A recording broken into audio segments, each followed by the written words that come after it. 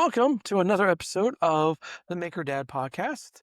Tonight, we're going to talk about how over optimizing your processes and things to do for your hobbies has ruined it for not just for yourself, but the creative spark and your the being happy with it.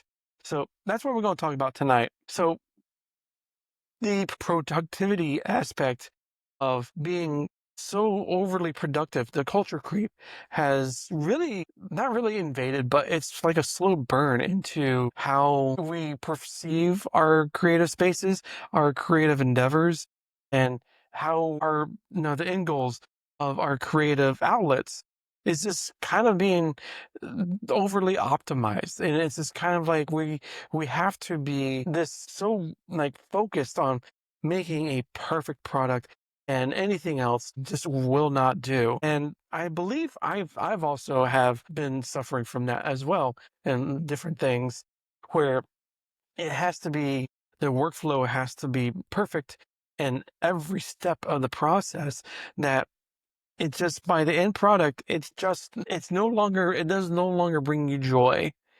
And the optimization of it, you know, it doesn't really bring you any kind of fulfillment of what you're creating, and it kind of just sucks the joy out of the whole entire process. The not really going to say burnout of it all, but it's just where you don't want to be doing whatever hobby that you were thinking about doing or that you enjoy to do.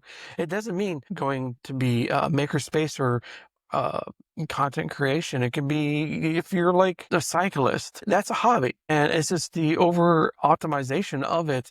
So, well, yeah, you have to get these particular clothes, you have to get these particular tires, and you have to constantly think about, oh, okay, am I going to do a whole bunch of trail riding, or am I going to be doing a lot off-roading or city biking? It's like I have to have the tires, and then of course, if I go from trail to city, I have to change, so I have to make sure I bring. It's just that overthinking of it. It's just completely destroys your hobby. That you're at the end of it, like months or years, and you're looking back and you're like, I don't like doing this anymore. It's just so overly complicated and it sucks.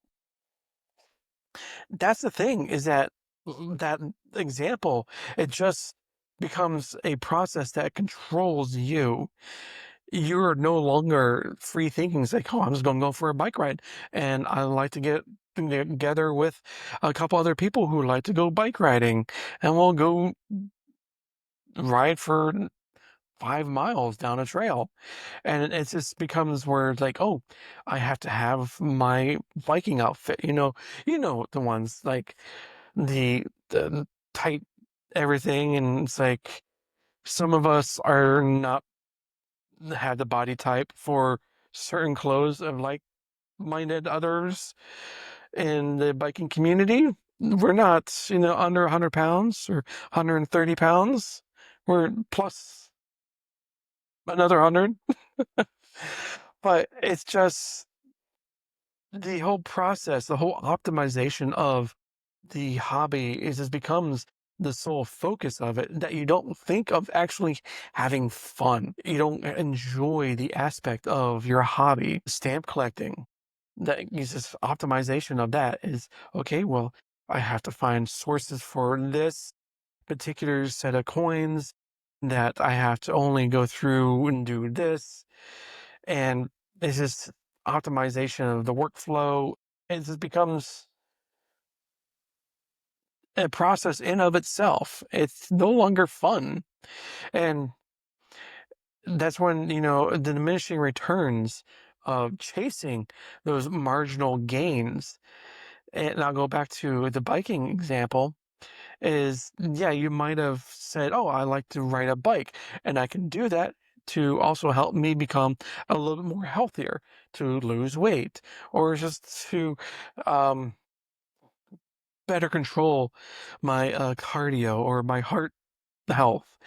And it's just, you become so focused on the external factors of I have to optimize it. I have to, instead of 5 miles, I have to ride 10 miles and I have to have a special bike, and it's a bike that costs $6,000 instead of a Huffy from Walmart. And it just, those marginal gains that you're constantly chasing. It's just, if I have to get better, so I have to do this, and now I'm at this level, so I need to work up to the next one, and so on and so forth. And it's just kind of also goes into the maker space where you think about it is that, oh, everyone is starting to go into 3D printing. Yes, I even myself have thought about, oh, what about picking up a 3D printer?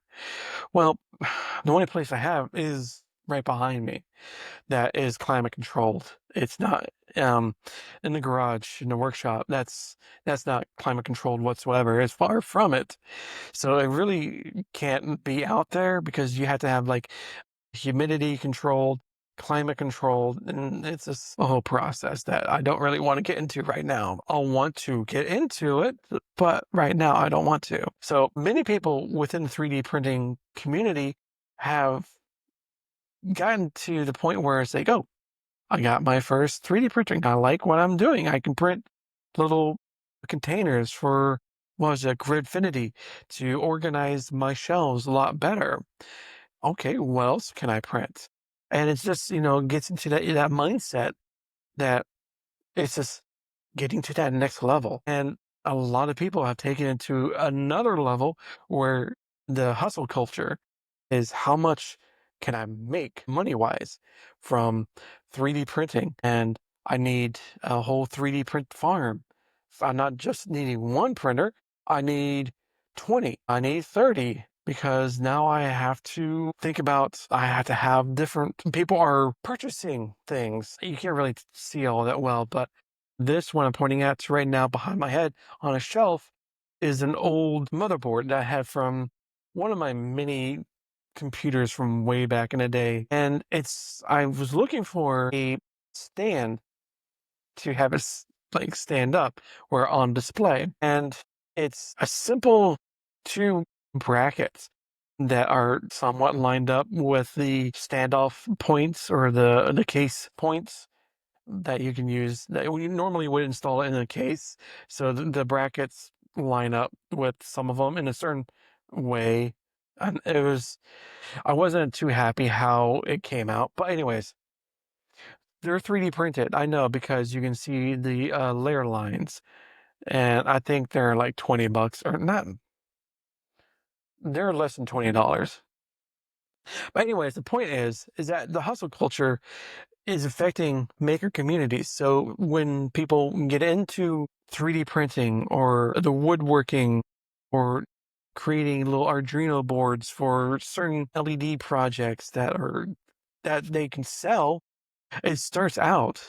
And it's something I have to think about as for myself as I'm going into different aspects of my own journey into the makerspace and creating a business to sell different items is that I have to kind of reel myself in and not get into I have to make sure everything is perfect. And when I sell this particular item, it's got to be perfect. And it's like I mentioned before, it's the diminishing return on your creation that you make that you want to sell has become a part of the problem that you're spending more time on that. It's kind of the perfection of it is overwhelming that it'll never be good enough. Instead of this is something that was made by my hands and it does have some imperfections.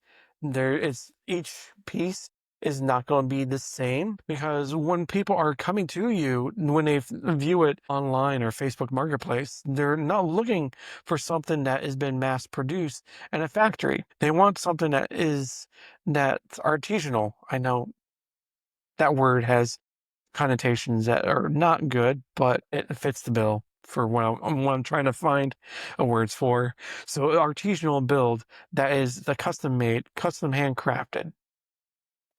And it's something that you have to be aware of as you're going through this process of I'm becoming part of a maker communities or a maker community, and I have to find my own pace. I have to find my own process that is not going to become more than the actual item itself. That it's not going to become that I have to set this up as so optimized that I can push out 100 pieces a month and it becomes a full-time job that sucks the fun out of it. So that's just something that you have to think about, that as a hobby, going into a business, that even if as a hobby itself, that the fun part is the entire being of enjoying the process. So you have to give yourself you have to give yourself permission to be inefficient. You have to give yourself permission to be not perfect, to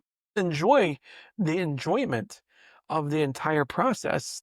I don't if that's coming across, fine, but you have to be imperfect to be a maker. No one wants perfection, and knowing when to optimize or when to just create is kind of like the basis of the foundation of what you are trying to do or what you want to do. And it's something that is probably very important in the grand scheme of things as a maker, that to not get ahead of yourself and to become something that you hate when you are thinking about setting up as a monetization product or monetize the process. And it's just, you have to have that in the back of your mind, that you go through the whole process and you know that is important to make sure that you're making enough money, that you want to make it a full-time job, but you also don't want to suck the fun out of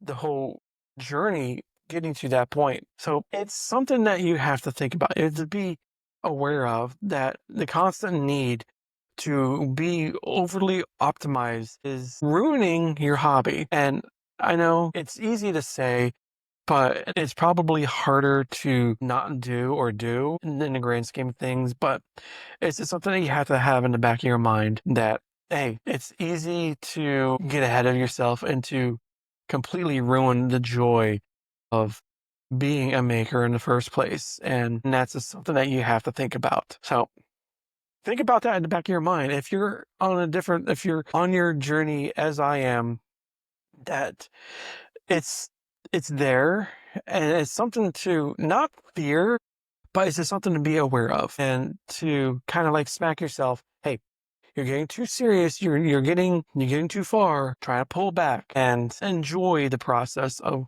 creating a piece of artwork or creating this craft thing that you can sell at craft fairs or on Facebook Marketplace. It's just, very important to enjoy being a maker, to enjoy being a creator. It's just be mindful. And then with that, if you enjoyed this episode, let me know. There are Apple Podcasts. Write a review. Be much appreciated. 5 stars would be great. If you want to join the community, I have the makerdad.com, have all the links there for our Discord server and upcoming store coming soon, as it were. But with that, I hope you enjoyed this episode, and for next time, keep making. It's fun. Later, taters.